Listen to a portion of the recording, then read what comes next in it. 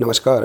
वार्षिक परिणाम अभिलेख पत्रक सत्र 2024-25 हेतु कक्षा 6 एवं 7 के लिए किस प्रकार से तैयार करेंगे, आइए आज हम इस वीडियो के माध्यम से जानेंगे। देखिए, राज्य शिक्षा केंद्र द्वारा पूर्व में वार्षिक परिणाम एवं प्रगति पत्रक तैयार करने के लिए महत्वपूर्ण दिशा निर्देश भी जारी किए गए हैं।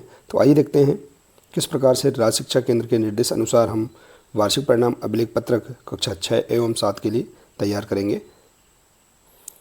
देखिए, राज्य शिक्षा केंद्र द्वारा वार्षिक मूल्यांकन सत्र 2024-25 हेतु कक्षा 3, 4, 6 व 7 के वार्षिक परिणाम अभिलेख पत्रक एवं समग्र प्रगति पत्रक हेतु महत्वपूर्ण दिशा निर्देश जारी किए गए हैं, जिसमें बताया गया है। देखिए, इसमें पहला बिंदु दिया है, वार्षिक परिणाम अभिलेख पत्रक में विद्यार्थियों का मासिक टेस्ट, अर्धवार्षिक मूल्यांकन, वार्षिक लिखित मूल्यांकन एवं वार्षिक प्रोजेक्ट कार्य के प्राप्तांकों के आधार पर अधिभार की प्रविष्टि निम्न अनुसार की जाए। तो देखिए, इसमें दिया है मासिक टेस्ट कुल 4 का अधिभार 10 अंक। इसके बाद है अर्धवार्षिक मूल्यांकन का अधिभार 20 अंक, वार्षिक लिखित मूल्यांकन पूर्णांक 60 में से प्राप्तांक एवं वार्षिक प्रोजेक्ट कार्य अधिभार 10 अंक। तो इस प्रकार से कुल पूर्णांक 100 देखिए प्रति विषय, इसके आधार पर हमें वार्षिक परिणाम तैयार करना है। देखिए, इसमें दिया है, इस प्रकार विषयवार अधिकतम अंकों का कुल योग 100 रहेगा, जिसके आधार पर विषयवार ग्रेड प्रदान किए जाएं। तो इस प्रकार से हमें प्रति विषय 100 अंक कुल योग के आधार पर हमें विषयवार ग्रेड प्रदान करना है और वार्षिक परीक्षा परिणाम हमें तैयार करना है। देखिए, इन निर्देशों के अनुसार ही हम कक्षा 6 एवं 7 का वार्षिक परिणाम अभिलेख पत्रक तैयार कर सकते हैं। तो आइए देखते हैं किस तरह से हम वार्षिक परिणाम अभिलेख पत्रक तैयार करेंगे। तो देखिए, वार्षिक परिणाम अभिलेख पत्रक माध्यमिक विद्यालय हेतु इस प्रकार से दिया गया है, जिसमें देखेंगे हम सामान्य सी जानकारी हम यहाँ पर अंकित कर देंगे, जैसे कि जिले का नाम और अन्य जानकारियाँ, और इसके बाद विद्यालय का डाइस कोड। इसी प्रकार से देखिए, यहाँ पर हमें कक्षा अंकित करना है। हम जिस कक्षा का वार्षिक परिणाम अभिलेख पत्रक तैयार कर रहे हैं, हम यहाँ पर कक्षा अंकित। इसके बाद देखिए, यहाँ पर नामांकित और सम्मिलित बच्चों की संख्या, इसके बाद ग्रेड, प्राप्तांक प्रतिशत में। तो इस प्रकार से हम सामान्य सी जानकारी इसमें अंकित कर देंगे। इसके बाद दिया है, देखिए, विद्यार्थियों की सामान्य जानकारी। इसमें देखेंगे हम सरल क्रमांक दिया है, इसके बाद है अनुक्रमांक, प्रवेश पंजी क्रमांक, देखिए दाखिल खारिज क्रमांक यहाँ अंकित कर देंगे। इसके बाद है विद्यार्थी का नाम, इसके बाद उसकी माता का नाम और पिता का नाम। अब इसके बाद है विद्यार्थी की जन्म तिथि अंकों में। तो देखिए, इस प्रकार से हम विद्यार्थी की सामान्य जानकारी हम अंकित कर देंगे। इसके बाद देखिए, मासिक टेस्ट वाले कॉलम में हम देखेंगे 4 माह का हमें मासिक मूल्यांकन लेना है।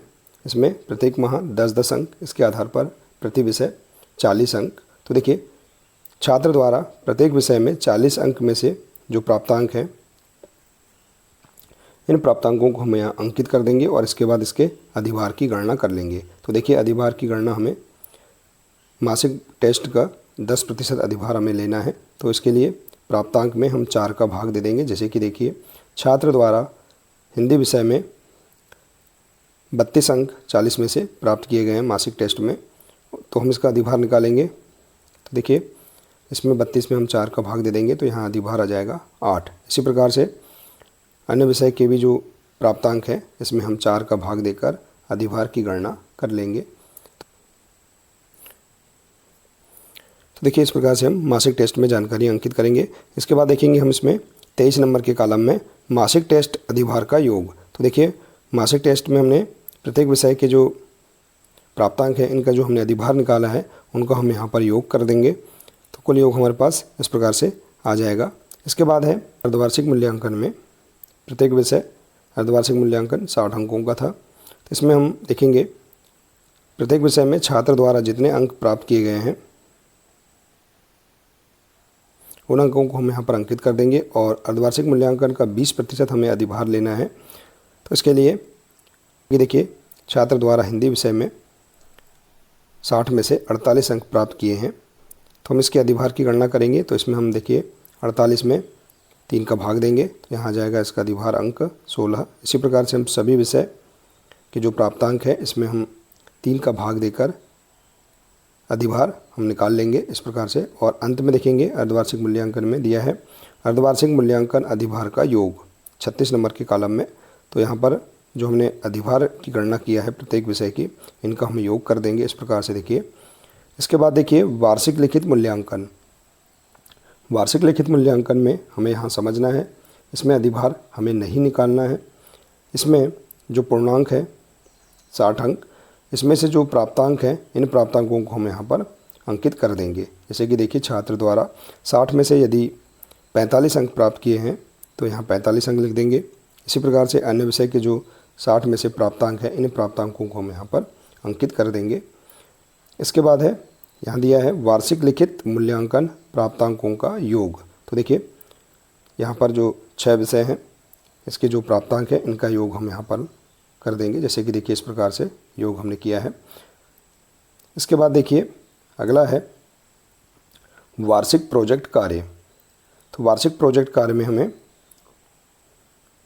देखना है वार्षिक जो प्रोजेक्ट कार्य है कक्षा 6 और 7 के लिए 40 अंकों का है। 40 अंक का हम देखेंगे 10% अधिभार हमें लेना है।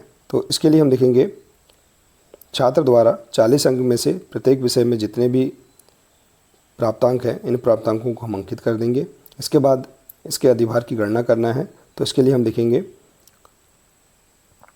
अधिभार के लिए हमें प्राप्तांक में 4 का भाग देना है। जैसे कि देखिए यदि छात्र द्वारा हिंदी विषय में वार्षिक प्रोजेक्ट कार्य में 40 में से यदि 36 अंक प्राप्त किए हैं तो हम इसका अधिभार निकालेंगे। 36 में हम 4 का भाग देंगे, यहाँ जाएगा 9। तो इसी प्रकार से हम सभी विषय के जो प्राप्तांक है इसमें हम 4 का भाग देकर अधिभार की गणना कर लेंगे। और अंत में हम देखेंगे वार्षिक प्रोजेक्ट अधिभार का योग। तो देखिए हमें यहाँ पर अधिभार का योग करना है। जैसे कि देखिए 9, 8.7, 9.5 इस प्रकार से सभी विषय के अधिभार का योग हम यहाँ पर कर देंगे।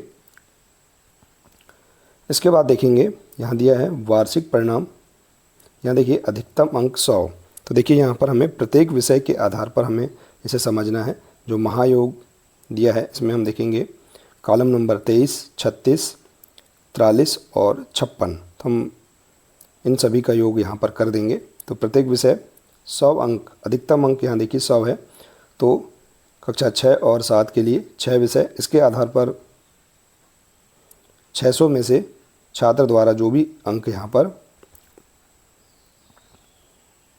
प्राप्त किए गए हैं, जैसे कि देखिए इस प्रकार से हमने यहाँ योग किया है कॉलम नंबर 23, 36, 43 और 56। इसका योग आ रहा है 472। तो देखिए इसे हमें समझना है 600 में से छात्र द्वारा 472 अंक प्राप्त किए गए हैं।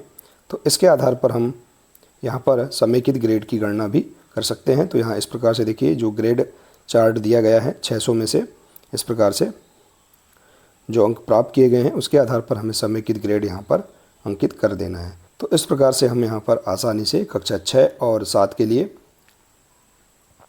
वार्षिक परिणाम अभिलेख पत्रक तैयार कर सकते हैं। देखिए बहुत ही सरल तरीके से राज्य शिक्षा केंद्र के निर्देश अनुसार हम इस प्रकार से वार्षिक परिणाम अभिलेख पत्रक कक्षा 6, 7 एवं इसी प्रकार से हम कक्षा 3 और 4 के लिए भी इसे तैयार कर सकते हैं। आशा है कि आपको यह जानकारी बहुत ही अच्छी लगी होगी। साथियों अगर जानकारी अच्छी लगी हो तो प्लीज़ इसे अधिक से अधिक शेयर करें, वीडियो को लाइक करें और इसी प्रकार से इसके आगे की अन्य सभी महत्वपूर्ण जानकारियाँ प्राप्त करने के लिए आप हमारे इस चैनल से जुड़े रहिए और इस चैनल को सब्सक्राइब अवश्य कर लें। मिलते हैं इसी प्रकार से इसके आगे के अगले नए वीडियो के साथ। नमस्कार।